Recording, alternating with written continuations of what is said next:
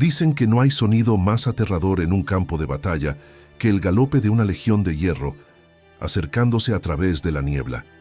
No eran simples soldados, no eran hombres ordinarios, eran espectros blindados, criaturas que parecían fundidas con sus caballos, cubiertos desde la cabeza hasta los pies, con una armadura tan densa, tan inexpugnable, que los enemigos juraban que ni las flechas, ni el fuego, ni los dioses mismos podían atravesarla.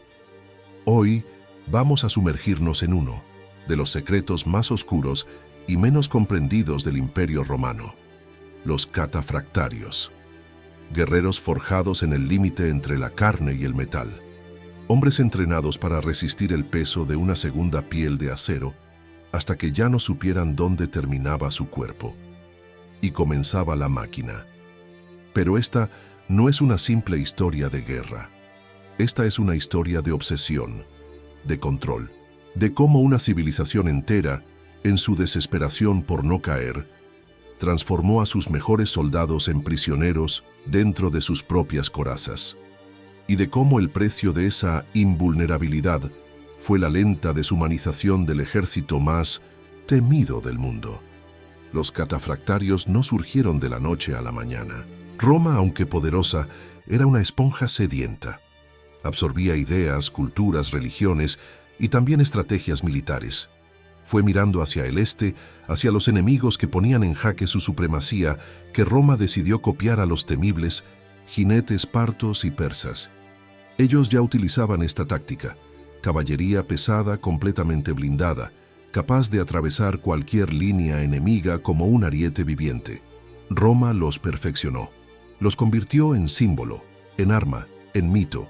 Imagínalo, el sol reflejándose en cientos de placas metálicas mientras se aproximan, caballos cubiertos con escamas de bronce, hombres que no pueden ver el cielo sin levantar toda la cabeza, respiración limitada, peso insoportable. Pero eso no importaba, porque para el enemigo eran imbatibles. La armadura de un catafractario no era cualquier armadura. Cada placa estaba diseñada para proteger no solo del golpe físico, sino del psicológico. Ver a una línea de estos soldados avanzar era sentir que los dioses mismos se habían cansado de la humanidad y enviaban su castigo. Pero aquí es donde la historia comienza a oscurecerse. Lo que parecía un avance militar brillante escondía una verdad silenciada por siglos. Una verdad que los propios soldados rara vez contaban, porque la mayoría no sobrevivía para hacerlo. La armadura era su gloria y su condena. Pocos saben que los catafractarios no podían desmontar fácilmente en medio del combate.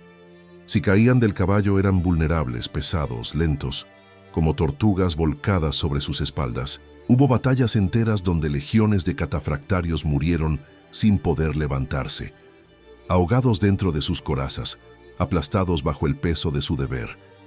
En los campos de batalla helados del norte, el frío penetraba entre las ranuras de metal, congelando extremidades. En los desiertos del este, el calor los cocinaba desde dentro. Hubo informes de soldados que murieron por sofocamiento, no por la espada del enemigo, sino por la trampa de su propia invulnerabilidad. ¿Y qué hacía? Roma nada, porque mientras el enemigo huyera, el sacrificio valía la pena. Los catafractarios no eran solo soldados, eran símbolo de que Roma aún era invencible, de que su poder era absoluto. Pero tras cada armadura había un hombre, y tras cada hombre una historia que rara vez fue contada. ¿Quiénes eran estos hombres que aceptaban encerrarse dentro de una coraza como ataúd viviente? Algunos eran voluntarios, movidos por la promesa de gloria. Otros no tenían opción: prisioneros de guerra, pueblos conquistados, extranjeros que, para demostrar su lealtad, eran obligados a vestir la piel de hierro y lanzarse al frente, como carne de cañón blindada. No era raro que un catafractario muriera sin que su rostro hubiera sido visto jamás por sus compañeros. El anonimato, la despersonalización, el miedo constante a quedar atrapado bajo su propia armadura. Todo eso estaba detrás del mito, y sin embargo, su impacto fue brutal. Los informes antiguos hablan de enemigos que huían solo con verlos, de flechas que rebotaban inútilmente contra su coraza, de tribus enteras que preferían rendirse antes que enfrentar una carga de catafractarios. Y ahí está la paradoja. Eran hombres diseñados para infundir miedo, cuando ellos mismos vivían aterrados. No por el enemigo, sino por la armadura que no podían quitarse, por el sistema que los había transformado en herramientas descartables, por la idea de morir atrapados en un ataúd de acero, sin aire, sin ayuda, sin nombre. La historia que nos contaron es incompleta. Se nos habló de su gloria, de su efectividad, de su disciplina, pero nadie habló del dolor, de la claustrofobia, de las noches sin sueño antes de una batalla, cuando el guerrero miraba su armadura, sabiendo que podía ser la última vez que respirara sin ella. Y sin embargo, siglo tras siglo, siguieron luchando, porque Roma no aceptaba la debilidad. Y la historia no perdona a los que retroceden. En la próxima parte, vamos a entrar aún más profundo. Veremos cómo los catafractarios fueron usados como símbolo de control total y cómo su existencia marcó un punto de no retorno en la historia del imperio.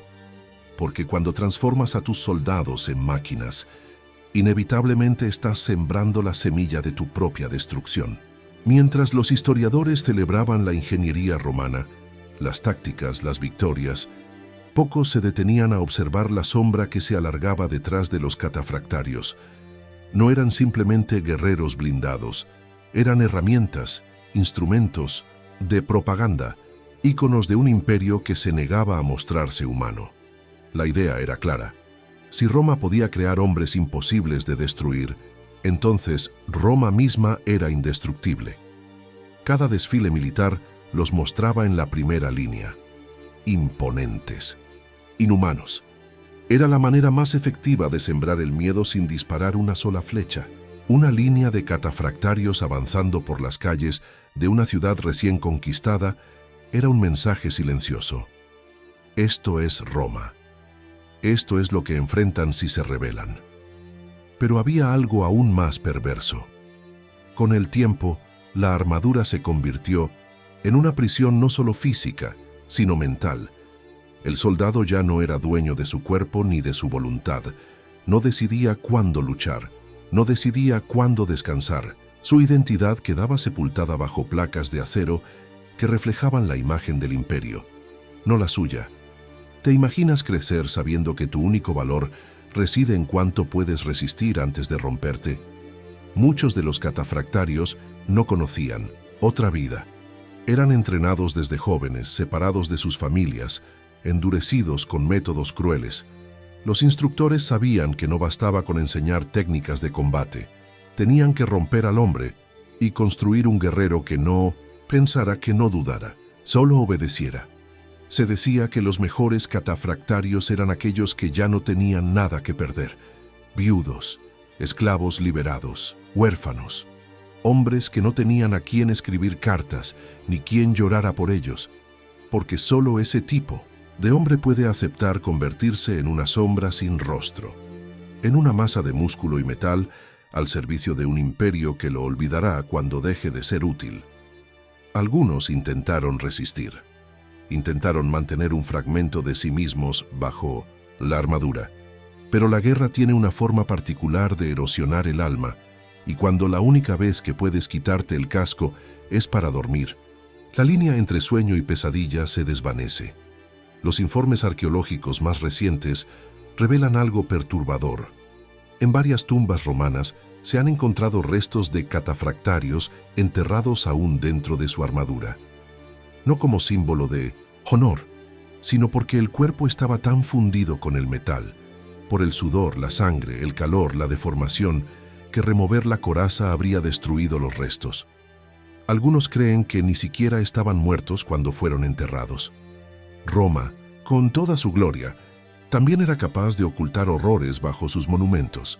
Mientras las élites aplaudían el espectáculo, los soldados morían sofocados, ignorados, condenados por haber servido demasiado bien. Pero el sufrimiento no terminaba en el campo de batalla. Los catafractarios, al volver de la guerra, Si es que sobrevivían, no eran recibidos con celebraciones. Eran vistos como extraños, como máquinas. La sociedad romana admiraba su fuerza, pero temía su presencia. ¿Cómo se recibe a un hombre que ya no sabe cómo vivir sin la guerra? Muchos no lograban reintegrarse. Vagaban por los márgenes de la ciudad. Algunos se suicidaban. Otros simplemente desaparecían.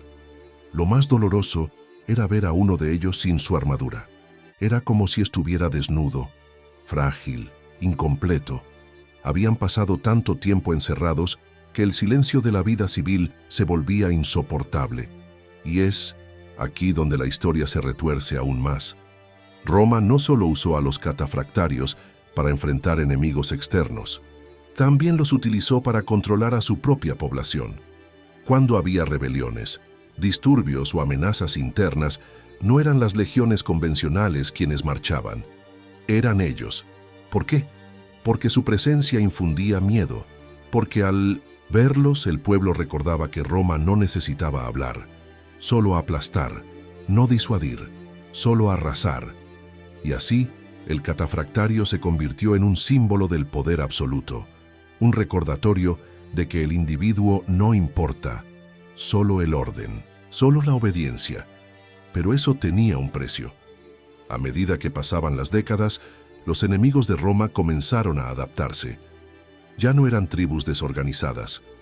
Aprendieron a observar, a estudiar, a encontrar debilidades. Y descubrieron lo que Roma no quería admitir: la armadura perfecta no existe. Sí, los catafractarios eran casi impenetrables, pero también eran lentos, pesados, predecibles. Con el tiempo, los enemigos dejaron de enfrentarlos de frente. Usaron la velocidad, el terreno, la astucia. Atacaron los flancos, los emboscaron en desfiladeros. Usaron trampas, agua, fuego. Y poco a poco comenzaron a caer. Y Roma no supo qué hacer. Había invertido tanto en el mito, en la imagen de invulnerabilidad, que no podía retroceder. No podía admitir que sus hombres de acero ya no bastaban. Así que los seguían enviando, aunque cada vez menos regresaban. Los altos mandos se aferraban a la ilusión de control. Pero en las sombras, el miedo comenzaba a cambiar de bando. Ya no era el enemigo el que temía a los catafractarios. Eran los propios catafractarios quienes temían no regresar, quienes sabían que, detrás de cada orden, podía esconderse una sentencia de muerte. ¿Y qué haces cuando los pilares de tu imperio comienzan a quebrarse desde dentro? En la próxima parte, vamos a desvelar cómo los catafractarios se convirtieron en símbolo del colapso de Roma, cómo el imperio que una vez soñó con la eternidad cavó su propia tumba al deshumanizar a sus más leales defensores, porque cuando el miedo deja de funcionar, el imperio empieza a caer. Los imperios, al igual que los hombres, no caen de un solo golpe. Se desgastan, se agrietan por dentro. El poder que parecía eterno se vuelve frágil y los símbolos de gloria se transforman en monumentos al sufrimiento. Así fue también con los catafractarios. En su momento de esplendor, eran el puño cerrado de Roma, el martillo que caía sin piedad sobre quien osara desafiar al imperio. Pero con el paso de los años, comenzaron a ser vistos no como salvadores, sino como recordatorios vivientes de todo lo que Roma había sacrificado por mantener su dominio. Los enemigos ya no los temían como antes. Aprendieron a luchar con inteligencia, no con fuerza bruta. Y mientras tanto, dentro del propio imperio, algo mucho más peligroso comenzaba a germinar: el resentimiento. Los ciudadanos comunes, los soldados rasos, incluso los oficiales, empezaron a cuestionar la utilidad de mantener a una élite de guerreros que consumía recursos exorbitantes y que ya no garantizaba la victoria. Lo que antes era reverencia se transformó en desconfianza. Los catafractarios, al regresar de las campañas, encontraban indiferencia. Sus historias no eran escuchadas, sus heridas ignoradas, sus muertos olvidados. La política romana, siempre pragmática, comenzó a desplazarlos. Reformas militares redujeron su número. Se les destinaba a regiones remotas, lejos de la capital. A veces, sin suministros, otras sin refuerzos, y poco a poco empezaron a desaparecer. Algunos murieron en silencio, abandonados en fronteras que ya no importaban. Otros, traicionados por los mismos generales que los enviaron a morir. Y unos cuantos simplemente quitaron sus armaduras y se desvanecieron en las sombras, intentando recuperar una vida que hacía tiempo habían perdido. Pero ¿cómo se regresa de ser una máquina de guerra a ser un hombre? La mayoría no lo logró. La armadura ya no estaba sobre sus cuerpos, pero sí dentro de sus mentes, en sus pesadillas, en sus cicatrices, en el vacío que les dejaba haber vivido únicamente para obedecer y luego ser descartados como si nunca hubieran existido. Esos hombres que alguna vez hicieron temblar continentes, ahora eran fantasmas. Algunos se unieron a mercenarios, otros fueron capturados por enemigos, pero los más trágicos fueron aquellos que vagaron hasta morir de hambre o locura, incapaces de encontrar un propósito fuera del combate. La caída de Roma no fue causada únicamente por invasiones bárbaras ni por traiciones internas. Fue también consecuencia de haber destruido a sus propios pilares desde dentro. Y los catafractarios fueron prueba viviente de ese desgaste. Cuando el imperio comenzó a colapsar, cuando las ciudades ardían y las fronteras eran invadidas, los emperadores volvieron a mirar hacia ellos, una vez más. Desesperados intentaron resucitar la leyenda. Reequiparon a los pocos que quedaban. Les prometieron tierras, honor, protección. Pero ya era tarde. Los enemigos conocían sus debilidades, las rutas de ataque. Sabían que bastaba con aislarlos de sus caballos, dividirlos, evitar el choque frontal. Y el mito se desmoronaba. Y lo peor de todo, los propios catafractarios ya no creían en Roma, ya no marchaban con orgullo, no gritaban los juramentos, no alzaban sus estandartes como antes, sabían que estaban siendo usados como carne blindada. Una vez más, pero esta vez, sin la esperanza de regresar, hubo batallas donde los últimos catafractarios pelearon hasta el final, no por Roma, sino por sus compañeros caídos, por los recuerdos de los que no volvieron, por no ser olvidados como sombras sin nombre. Hay registros de un destacamento que resistió durante días, rodeado, sin ayuda, hasta que el último soldado, incapaz de mover su brazo por el peso de la armadura, prefirió lanzarse al río antes que ser capturado. Su cuerpo nunca fue hallado, pero los aldeanos de la zona juran que en ciertas noches aún se escucha el crujir del metal bajo el agua. Mito o realidad, poco importa, porque los catafractarios ya no pertenecen solo a la historia, pertenecen al reino de las advertencias, de las cosas que olvidamos a nuestro propio riesgo. Ellos encarnan lo que ocurre cuando un imperio prefiere forjar soldados que sentir compasión, cuando transforma la fuerza en símbolo de dominio sin medir el costo humano. Y aún hoy, siglos después, cuando arqueólogos desentierran restos corroídos por el tiempo, encuentran en sus yelmos el eco de una mirada que ya no está. Una mirada que preguntaba en silencio, ¿valió la pena? Los museos exhiben sus armaduras como si fueran trofeos. Las describen con orgullo, impenetrables, imponentes, letales, pero no dicen nada sobre el dolor encerrado dentro de ellas. No dicen que cada placa ocultaba una historia de pérdida, una vida sacrificada, una voz silenciada para siempre. Los enemigos de Roma las temieron, las leyendas las glorificaron, pero solo los hombres que las portaron sabían la verdad, porque bajo la coraza más invencible siempre hay un corazón que late, que sufre, que recuerda. Y quizás al final, eso fue lo que hizo a los catafractarios verdaderamente temibles. No su fuerza, sino el silencio brutal de quienes entregaron todo y aún así fueron olvidados.